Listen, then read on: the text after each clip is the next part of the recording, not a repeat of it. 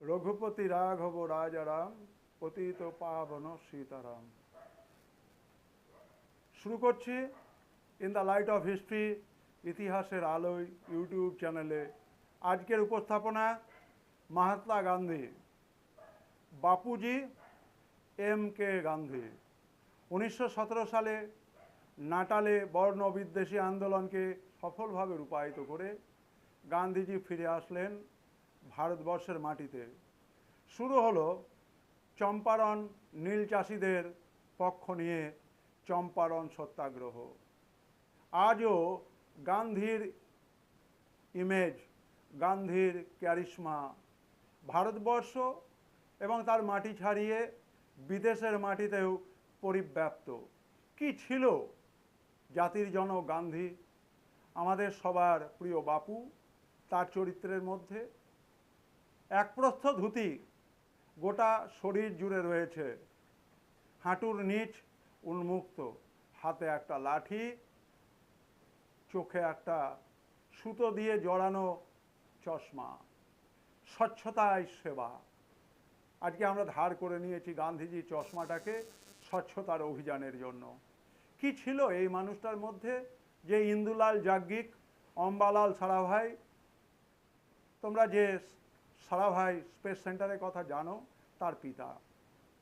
কি ছিল আমাদের মহাত্মা গান্ধীর মধ্যে, সত্যিকারের এই মহাত্মা মানুষটার মধ্যে? একেবারে খেটে খাওয়া দিন দরিদ্র মানুষ থেকে শুরু করে বড় বড় শিল্পপতি। অম্বালাল সারাভাইয়ের কথা তো বলাই যায়, গোটা গুজরাট জুড়ে যার মিলের দাপটে গোটা পৃথিবী তাকে চিনেছিল। ছিল ছিল স্বল্প বস্ত্র পরিধান করা একটা মানুষ, ভারতবর্ষের আপামর জনসাধারণের প্রতিনিধিত্ব করেছিলেন। অহিংসা তার মন্ত্র। ছোট্ট কথা বলি, হিন্দুস্তানি ভাষায় লেখা সতীনাথ ভাদুরীর ডোরাইচরিত মানস তোমরা পড়ো, দেখতে পাবে গান্ধীর মধ্যে কি এমন ক্যারিশমা ছিল যে আসমুদ্র হিমাচল ভারতবর্ষ এই গান্ধীজির চরকা আঁকা পতাকা নিয়ে বন্দে মাতরম ধ্বনি দিয়ে ভারতবর্ষের স্বাধীনতা সংগ্রামে ঝাঁপিয়ে পড়েছিলেন।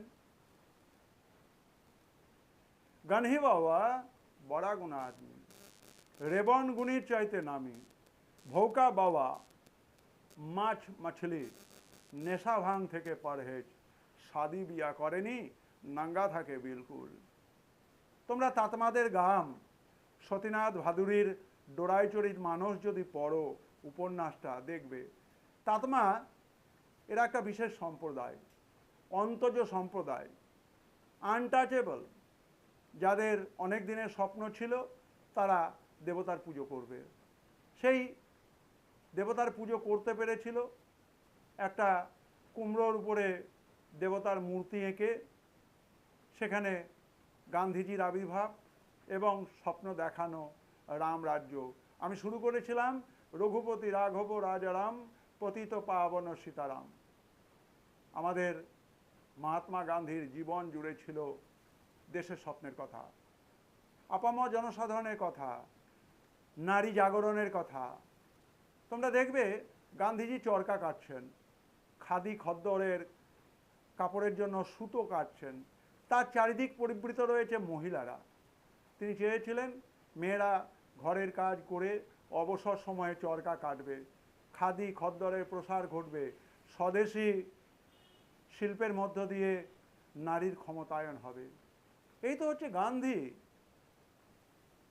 আমি কোনো ধরনের কোনো রাজনৈতিক রং, কোনো ধরনের রাজনৈতিক মতের ঊর্ধ্বে গিয়ে বলছি, গান্ধীর ক্যারিশমা ছিল পুরোপুরি আলাদা, যার ব্যাখ্যা আমি দিলাম যে মাছ মাছলি, নেশা ভাঙ থেকে পরহেজ, শাদি বিয়া করেনি, নাঙ্গা থাকে বিলকুল। গান্ধী বাবা আর ভৌকা বাবা দুজন তখনকার দিনের বিখ্যাত পাড়াগ্রামে ঘুরে বেড়ানো সাধু মানুষ, আর তার সঙ্গে ছিল রেবন গুণী। অত্যন্ত সহজ সরল হিন্দুস্তানি ভাষায় গান্ধীজি মানুষের মন জয় করেছিলেন। তাই আজও আমরা আমাদের স্বপনে, জাগরণে, সমস্ত ক্ষেত্রেই কিন্তু আমরা কি করি, গান্ধীজিকে পালন করি, লালন করি, গান্ধীজির আদর্শকে নিয়ে এগিয়ে যাওয়ার চেষ্টা করি। এটাই তোমাদের জন্য অত্যন্ত সংক্ষেপে ভারতের জাতীয় আন্দোলনে গান্ধীকে কেন আমরা এতটা উঁচু স্থান দিয়েছি। সবাই ভালো থেকো, সুস্থ থেকো। তোমাদের এই প্রিয় ইতিহাসের channel in the light off history, ইতিহাসের আলোয়, এই চ্যানেলটিকে মনোযোগ সহকারে দেখো। যারা চাকরি পরীক্ষা দিচ্ছ তারা অত্যন্ত গুরুত্বপূর্ণ উপাদান পাবে। আমি তোমাদের জন্য প্রাথমিকভাবে কয়েকটি বইয়ের নাম বলতে পারি। তার মধ্যে একটি গুরুত্বপূর্ণ বই, সেটি হচ্ছে সুমিত সরকারের লেখা মডার্ন ইন্ডিয়া। বাংলা ভাষায় রয়েছে, ইংরেজি ভাষায় রয়েছে। আমি তোমাদের জন্য বলতে পারি স্বাধীনতা আন্দোলনে 150 বছর, অমলেশ ত্রিপাঠীর এবিপি আনন্দ, অর্থাৎ আমাদের আনন্দ পাবলিশার্স থেকে প্রকাশিত সেই বইটি তোমরা দেখতে পারো। যারা বাংলাতে পড়বে তোমরা দেখতে পারো রাজ থেকে স্বরাজ, রাজ থেকে স্বরাজ, সমর মল্লিকের লেখা বই। এটুকু সংক্ষেপে তোমাদের বলি। তোমরা এই চ্যানেলের গ্রাহক হবে এই আশা রাখি। তোমাদের ভালো লাগবে, তোমাদের কাজে লাগবে। আমি তোমাদের সুরজিৎ স্যার এখানে শেষ করি। সবাই ভালো থেকো। শুভরাত্রি।